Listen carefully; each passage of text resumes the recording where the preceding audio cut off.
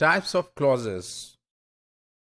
Finite and non-finite clauses. We've been discussing and we have made them clear at certain time, but again we need to look at these two types of clauses.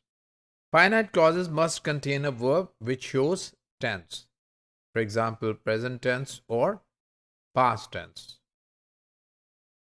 They can be main clauses or subordinate clauses.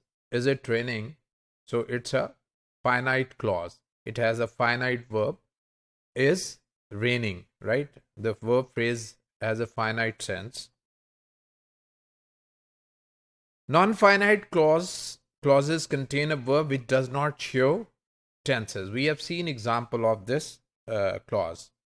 We usually use non-finite verbs only in subordinate clauses because in main clauses there cannot be a non-finite verb.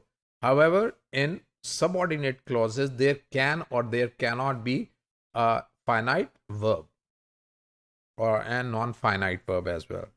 So let's look at this. How does this finite clause and non-finite clause comes into existence? This happens because of the verb. We know that verbs, sometimes we have four forms of the verb or sometimes five. Let's take four forms of the verb. Bare infinitive, the first form that is generally introduced as past tense, the second form, and infinitive, that is the base form, present participle, the ing form, and the third form, past participle form. So these are five forms.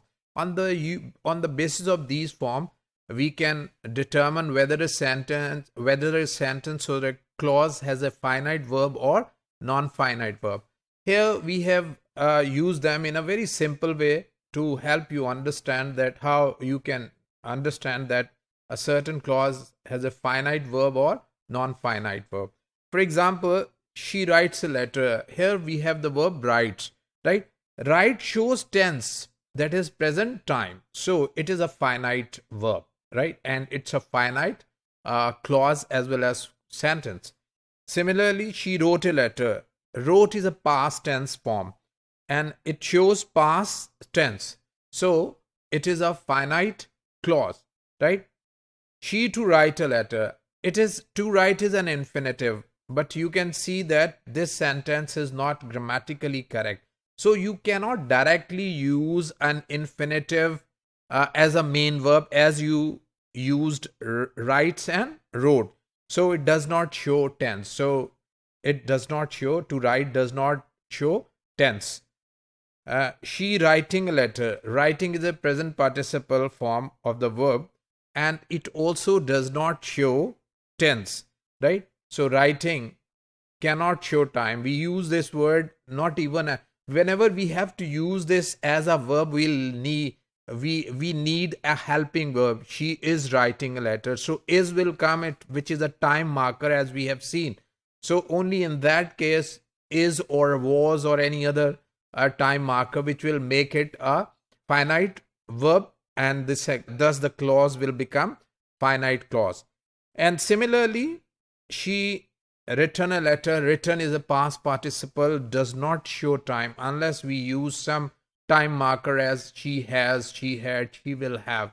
So remember that these three forms of the verb are non-finite forms of the verb and the first two are the finite forms of the verb. They are restricted with time. These three are not restricted with time.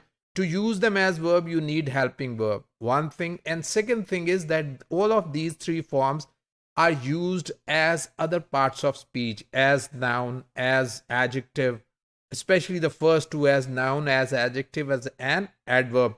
Whereas the third one, written, is used as verb with the help of a helping verb or time marker and as adjective, not as other parts of the speech, right? So it is used as adverb as well, but it is not used as noun, whereas both first to write and writing can be used as noun, verb, adjective and adverbs. In case of verb, they need some helping verb. In linguistic, grammatical mood is a grammatical feature of verbs used for signaling modality. So you need to understand this grammatical term mood. What do we mean by mood?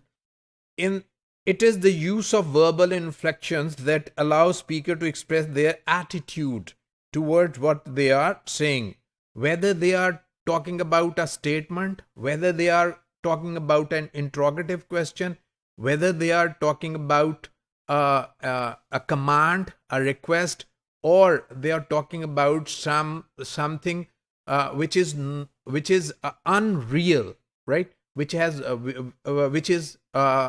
simply imaginary, or which may or may not take place, right? So these three. So we have three moods: indicative moods, imperative mood, and subjunctive mood. Sometimes we also call infinitive mood. A clause containing a verb in the indicative mood denotes a real or realist event or state occurring at a specific point in time. The principal reads the letter, right? So this is an indicative mood sentence because it denotes a real event. A subjunctive clause, by contrast, denotes a hypothetical or unreal event or state which has not yet occurred and which may never occur. For example, very common sentence: I wish he were alive. I wish I were the president of a country. So these are not a real event. These are imaginary event, right? So we have few clauses. She was glad that he apologized, in which apologized is finite by virtue of being inflicted for past tense. It has a ed form. And indicative in mood by virtue of having a nominative subject, which is he, right? Similarly, she demanded that he apologize.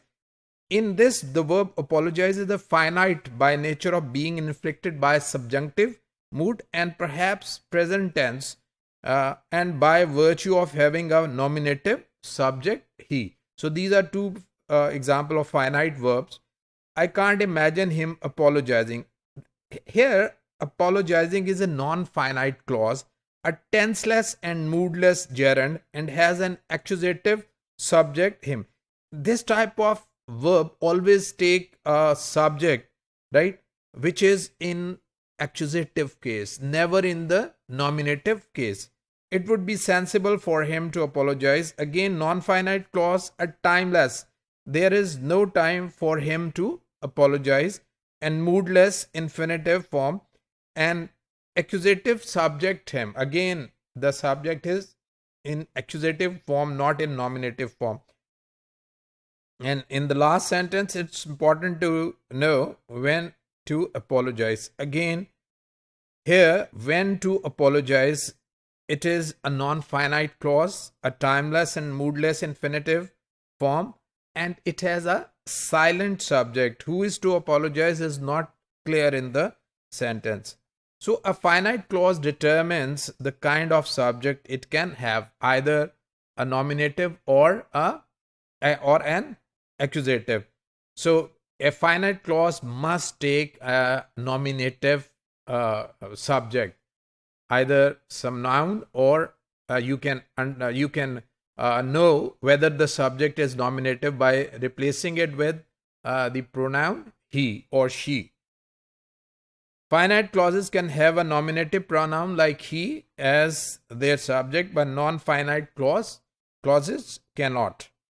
Whether a particular clause is finite or not is to see whether it can have a nominative pronoun like he, she, it, etc.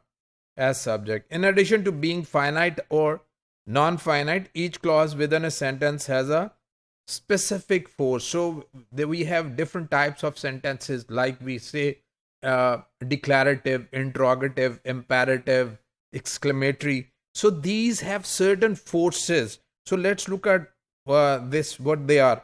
He went home. It's a declarative in force. It is used to make a statement. Are you feeling okay? It's interrogative in force. It is used to make a question. You be quiet. So it's an imperative sentence and used to issue an order or command. What a great idea that is. So exclamative in force used to explain surprise or delight, etc. So you must know that which force each type of structure of a sentence bears. Similarly, in complex sentence, each clause has its own force. It's not the same force in every clause. For example, he asked where she had gone. It has two finite clauses.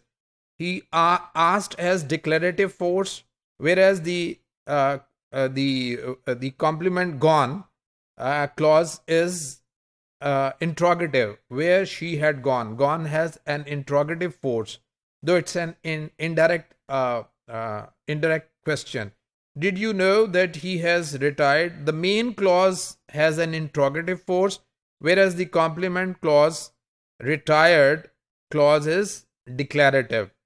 Tell her what a great time we had. The main clause is imperative in force, whereas the complement head of complement clause is exclamative. From the perspective of traditional grammar, the syntax of a language is described in terms of a taxonomy, different classification list of the range of different phrases, clauses, and sentence types found in the language. As we have seen that there are certain types of phrase, then there are certain functors. So there is a classification that we call it. This reflects that the fact that primary goal of traditional grammar is description rather than explanation. So this is what we differentiate between traditional grammar and descriptive grammar or syntax.